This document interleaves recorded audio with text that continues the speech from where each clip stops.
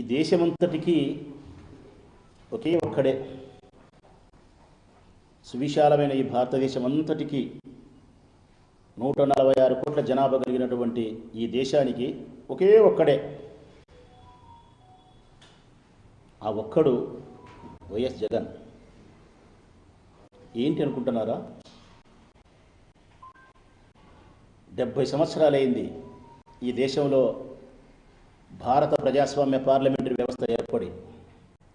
1956 నుంచి ఎన్నికలు జరుగుతున్నాయి. 70 సంవత్సరాలైంది ఎన్నికలు జరగబట్టి దేశాలకు, రాష్ట్రాలకు. ఈ సుదీర్ఘమైన 70 సంవత్సరాల కాలంలో ఒక్క జగన్ మాత్రమే, జగన్ పార్టీ మాత్రమే ఏ జెండాతో జత కట్టకుండా, ఏ జెండా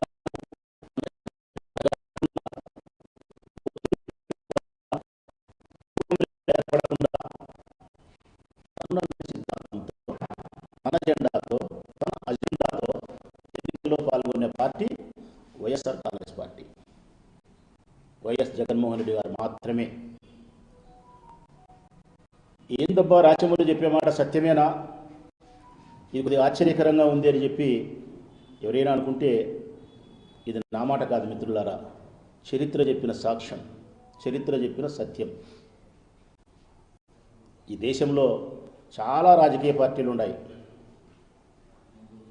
58 గుర్తింపు పొందిన పార్టీలు ఉన్నాయి. 1 కాదు, 2 కాదు, 3 కాదు, 28 రాష్ట్రాలు ఉన్నాయి. 6 జాతీయ పార్టీలకు, 6 పార్టీలకు జాతీయ హోదా వచ్చింది. కాంగ్రెస్ కానీ, బీజేపీ కానీ, పీపుల్స్ నేషనల్ పార్టీ కానీ, ఆమ్ ఆద్మీ కానీ, బహుజన కానీ, కమ్యూనిస్ట్ సిపిఐ సిపిఎం కానీ, ఈ పార్టీలకు జాతీయ హోదా ఉంది. రాష్ట్రాలలో 58 పార్టీలకు గుర్తింపు ఉంది. ఇంకా గుర్తింపు లేని డమ్మి పార్టీలు, కోకొల్లలు, అవి పక్కన పెడదాం. ఇప్పటి వరకు 70 సంవత్సరాల కాలంలో ఈ 58 పార్టీలలో, ప్రాంతీయ పార్టీలలో 57 పార్టీలు, 6 జాతీయ పార్టీలు ఎప్పుడో ఒకప్పుడు ఎవరితోనో ఒకరితో పొత్తు పెట్టుకున్నారు. అటు అసెంబ్లీకో, అటు పార్లమెంటుకో. కొన్నిసార్లు సింగిల్గా పోటీ చేసినారు, కొన్నిసార్లు పొత్తులు పెట్టుకున్నారు. ఉదాహరణకు మన ఆంధ్రప్రదేశ్ రాష్ట్రంలో 1956లో ఎలక్షన్ స్టార్ట్ అయితే కాంగ్రెస్ వరుసగా గెలిచింది సింగిల్గా, కానీ తర్వాత పొత్తు పెట్టుకుంది. తెలుగుదేశం పార్టీ ఎన్టీఆర్ ఉన్నప్పుడు సింగిల్గా పోటీ చేసి తర్వాత పొత్తు పెట్టుకుంది. టీఆర్ఎస్ ఎప్పుడో కూటమిలో ఏర్పడింది.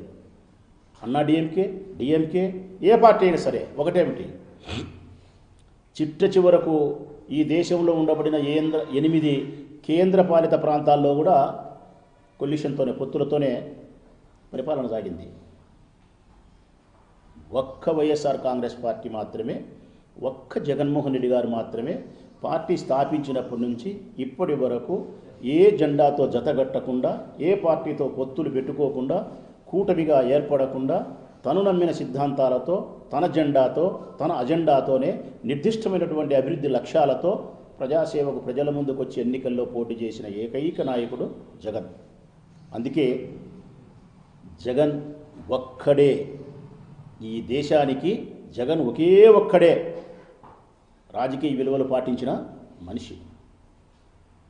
నేను ఏం చెప్పదలుచుకుంటానా తెలుగు వారందరికంటే, ఎప్పుడైతే ఒక రాజకీయ పార్టీ మరొక పార్టీతో పొత్తు పెట్టుకుంటుందో, మరొక జెండాను జతగడుతుందో, కూటమిగా ఏర్పడుతుందో, స్వయం బలం లేదని, సొంత బలం లేదని, సొంత బలం లేకుండా ఊతకర్రల సాయంతో ఎన్నికల్లో పోటీ చేసిన రాజకీయ పార్టీలు గెలిచిన తర్వాత పాలనలో సొంత ఆలోచనలు ఉంటాయా మిత్రులారా? లేక అరువు తెచ్చుకునే ఆలోచనలు ఉంటాయా? అరువు తెచ్చుకునే ఆలోచనలే ఉంటాయి.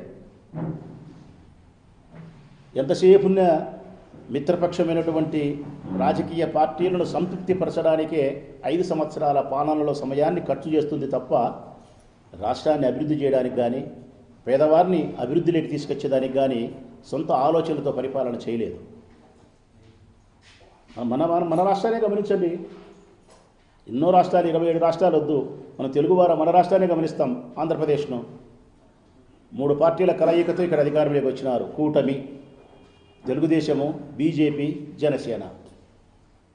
నేను అడుగుతా ఉన్నా, ఈ మూడు పార్టీలకు స్వయం బలంతో వైఎస్ఆర్ కాంగ్రెస్ పార్టీని ఓడించి గెలవగలిగినటువంటి సంఖ్యాబలం సీట్లది ఓట్లది ఉందా? ఉంటే ఎందుకు పొత్తు పెట్టుకుంటారు?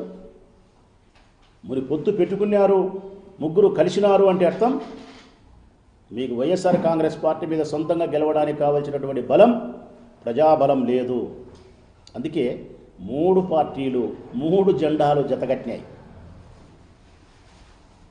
మీరేమో జెండాలను జతగడతారు, జగన్మోహన్ రెడ్డి గారేమో తన జెండాకు జనాన్ని జతగడతాడు. అది ఆయనకు మీకుండే వ్యత్యాసం. మీరు జెండాకు జెండాలు జతగడతారు. మీరు జగన్ ఎప్పుడట్టు చేయలే, తన జెండాకు జనాన్ని జతగట్టాలనుకున్నాడు. ఈ మూడు పార్టీలు జతగట్టి అధికారంలోకి వచ్చినారు. ఈ 18 నెలల కాలంలో ఈ రాష్ట్రాన్ని మీరేమైనా అభివృద్ధి చేయగలిగినారా?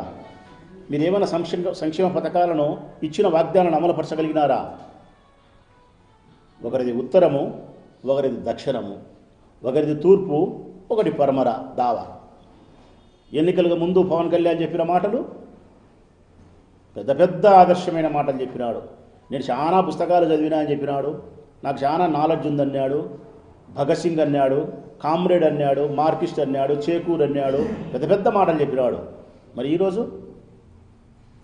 గెలిచిన తర్వాత నీ సొంత ఆలోచనలు ఏమాత్రమే కానీ ఈ పాలనలో లేవు.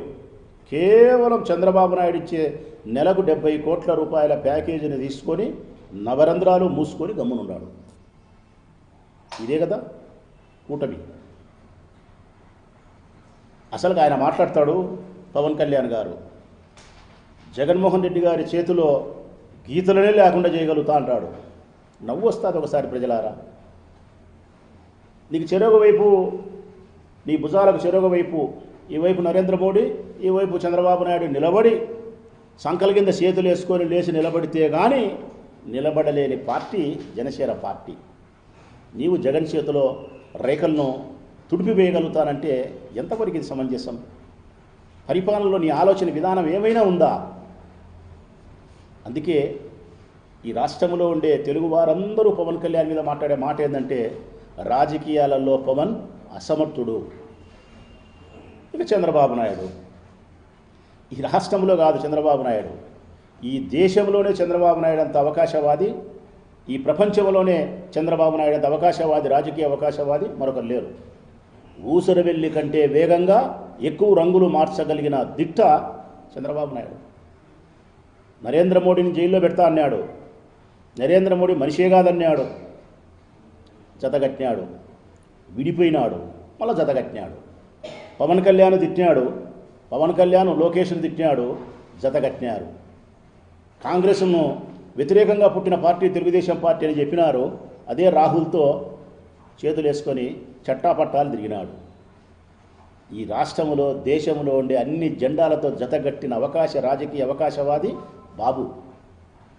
అందుకే చంద్రబాబు నాయుడు గురించి రాష్ట్ర ప్రజలందరూ మాట్లాడే మాట ఒకటే, ఈయన రాజకీయ అవకాశవాది, పదవి కోసం అధికారం కోసం ఎంతటి గడ్డైనా కరుస్తాడు.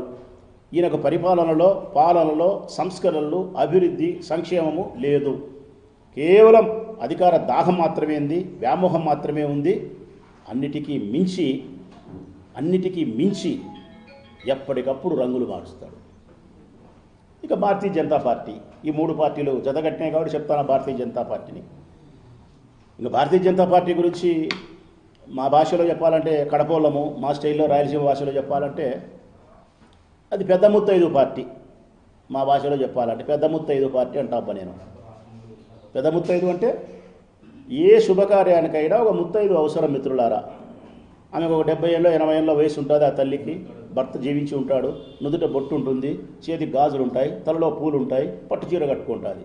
కానీ ఫంక్షన్లో ఏ పని చేయదు, ఆమె చేయలేదు, వయోవృద్ధురాలు. కానీ శుభకార్యం పూర్తి కావాలంటే మాత్రం ముత్తైదు ఉండాలా, పెద్ద ముత్తైదు. ఈ రాష్ట్రంలో దేశంలో ఎవడు ఎన్నికల్లో గెలవాలన్నా కానీ ఈ రాష్ట్రంలో 1% బలం కలిగిన బీజేపీకి పొత్తు పెట్టుకుంటారు. కారణం పెద్ద ముత్తైదు. శుభకార్యం జరిగేదానికి ఎట్లుండాలనో ఈడు ఎన్నికల్లో గెలిచేదానికి బీజేపీ పార్టీ ఉండాలా. ఎందుకంటే కేంద్రంలో పలుకుబడింది కదా, ఎన్నికల కమిషన్ మీ మాట వింటుంది కదా. అందుకు పెద్ద ముత్తైదు బీజేపీ పార్టీ.